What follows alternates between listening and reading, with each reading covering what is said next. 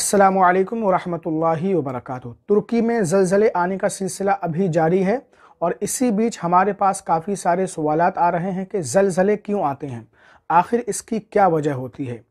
कुछ लोग कहते हैं कि बड़े बड़े देव हैकल दरिंदे जो ज़मीन के अंदर रहते हैं वो ज़लज़ले पैदा करते हैं।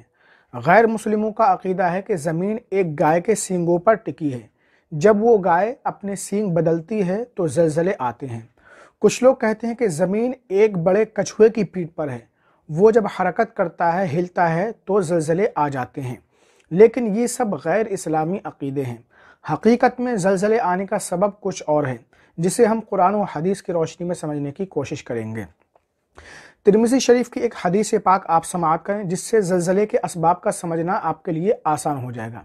हज़रत अबू हुरैरा रज़ियल्लाहु अन्हु बयान करते हैं, सरकार दो आलम सल्लल्लाहु तआला अलैहि वसल्लम ने इरशाद फरमाया, जब माले गनीमत को घर की दौलत समझा जाने लगे, अमानत दबा ली जाए, अमानत लोग अदा ना करें, लोग ज़कात को टैक्स और बोझ समझने लगे, दुनिया हासिल करने के लिए इल्म दीन सीखा जाए, इंसान अपनी बीवी की बात माने और माँ की नाफरमानी करे, दोस्त को अपने पास करे, करीब करे और अपने माँ बाप को दूर करे, मस्जिदों में शोर व गुल होने लगे, कौम की क़ियादत फासिक़ व फाजिल लोग करने लगे, इंसान की इज़्ज़त इसलिए की जाए ताकि वो शरारत ना करे, उसकी शरारत से लोग महफूज रहें, गाने बजाने के सामान की कसरत हो जाए, शराब पीना आम हो जाए, बाद में पैदा होने वाले लोग पहले के लोगों पर लानत करने लगें।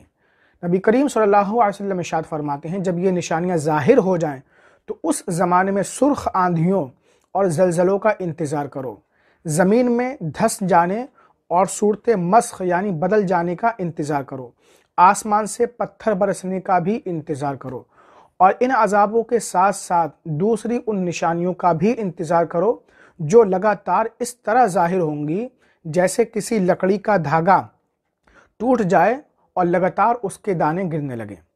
दोस्तों, हदीस पाक में जितनी निशानियां बयान की गई हैं, आज सबकी सब पूरी नज़र होती आ रही हैं।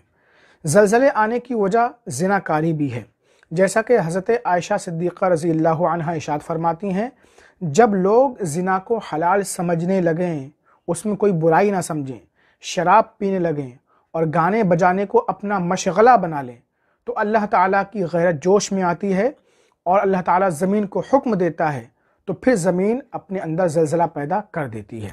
ज़लज़ले की एक वजह अल्लाह ताला का नाराज़ होना भी है। हज़रत अब्दुल्लाह इब्न मसऊद रज़ियल्लाहु ताला अन्हु के ज़माने में एक मरतबा कूफा में ज़लज़ला आया, तो आपने आम ऐलान किया, ऐ लोगो, यकीनन तुम्हारा रब तुमसे नाराज़ हो गया है, अगर उसकी रज़ामंदी चाहते हो तो फ़ौरन उसकी तरफ रुजू करो और इज्तिमाई तौर पर यानी सब मिलकर तौबा करो।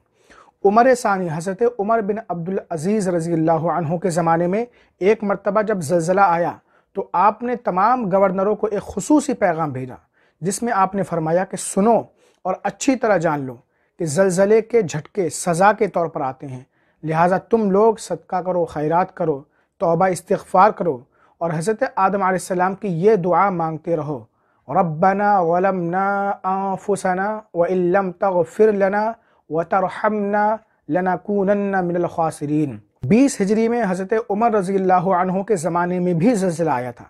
आपने ज़मीन पर एड़ी मारी और फरमाया, ऐ ज़मीन तू क्यों हिलती है, क्या उमर ने तेरे ऊपर इंसाफ नहीं किया है? फिर ज़मीन रुक जाती है। ज़लज़ले क़यामत की निशानी है। अल्लाह रब्बुल इज़्ज़त ने कुरान करीम की सूरह ज़िलज़ाल की पहली चंद आयात में क़ुर्ब क़यामत की बड़ी निशानियों में से एक हौलनाक ज़लज़ले का जिक्र करते हुए इरशाद फरमाया है, इज़ा ज़ुलज़िलतिल अर्दु ज़िलज़ालहा व अख़रजतिल अर्दु अथक़ालहा व क़ालल इंसानु मा लहा। जब ज़मीन अपनी पूरी शिद्दत के साथ झंझोड़ दी जाएगी, हिला दी जाएगी और ज़मीन अपने सब बोझ बाहर निकाल फेंकेगी और इंसान हैरान व परेशान होकर कहेगा, आखिर इसे क्या हो गया है।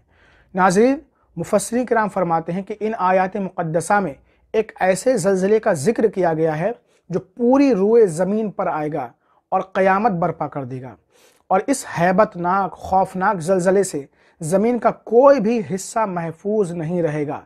ये ज़लज़ला पूरी ज़मीन को बराबर कर देगा, बड़ी बड़ी बिल्डिंगें, पहाड़ वगैरह सब कुछ एकदम बराबर कर देगा, मगर اس سے پہلے چھوٹے چھوٹے بہت سارے زلزلے بھی آئیں گے جو قرب قیامت کی نشانیوں میں سے ہوں گے۔ تو زلزلے کا بنیادی سبب اللہ تعالیٰ کی ناراضگی، ہماری بدعمالیاں ہیں، اللہ تعالیٰ اور اس کے رسول صلی اللہ علیہ وسلم کی نافرمانی ہے، اور اس میں اللہ تعالیٰ کی طرف سے زبردست آزمائش بھی ہے۔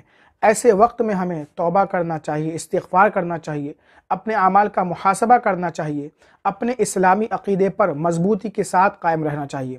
اور یہ جو زلزلے آتے ہیں اس سے ہمیں ایک اور بات اپنے اندر پیدا کرنا چاہیے، سیکھنا چاہیے، اپنی اصلاح کرنا چاہیے۔ ہم جو لوگ بڑی بڑی بلڈنگیں بنا لیتے ہیں اور اسی کو اپنا سب کچھ سمجھ بیٹھتے ہیں کہ آخر ہمیں یہیں ہمیشہ رہنا ہے، تو ایسا نہیں ہے۔ یہ زلزلے ہمیں بتاتے ہیں کہ تمہیں دنیا میں ہمیشہ نہیں رہنا ہے، یہ سب فنا ہونے والا ہے۔